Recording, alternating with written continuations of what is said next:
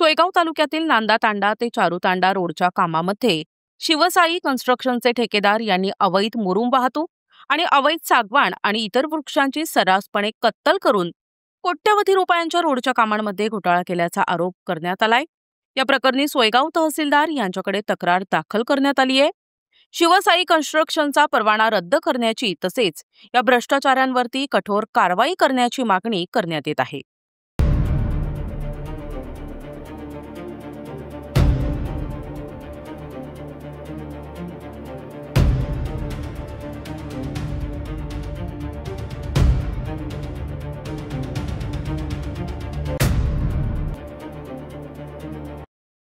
छत्रपती संभाजीनगर जिल्ह्यातील सोयगाव तालुक्यातील नांदा तांडा ते चारू तांडा येथे सुरू असलेल्या रोडच्या कामामध्ये शिवसाई कन्स्ट्रक्शनचे गुत्तेदार यांनी या रोडच्या कामासाठी फक्त 100 ब्रास मुरुम वाहतूक करण्यासाठी परवाना घेतला होता।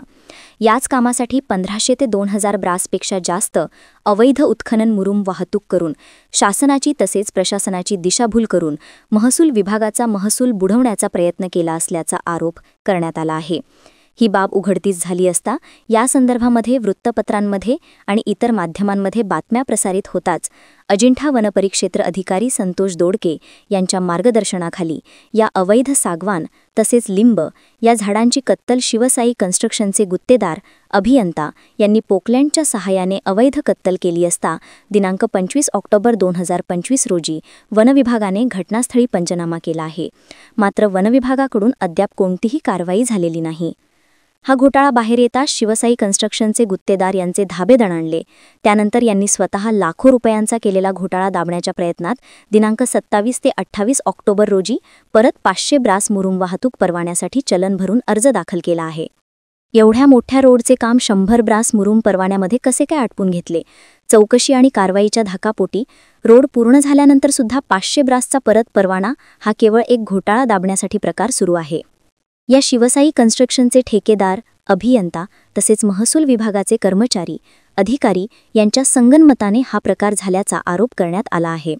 अवैध मुरुम उत्खनन करून अवैध सागवान व लिंब या झाडांची कत्तल करणाऱ्यांवरती कठोर कारवाई करून शिवसाई कन्स्ट्रक्शनचा परवाना रद्द करण्यात यावा अशी लेखी तक्रार सोयगाव तहसीलदार मनीषा मेने जोगदंड यांच्याकडे अखिल भारतीय भ्रष्टाचार निर्मूलन संघर्ष समितीतर्फे तक्रार देण्यात आलेली आहे।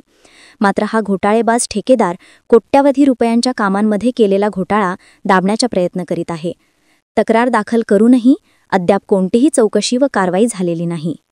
ही चौकशी दाबण्याचा प्रयत्न करणारा या ठेकेदाराचा आधार नेमका कोण?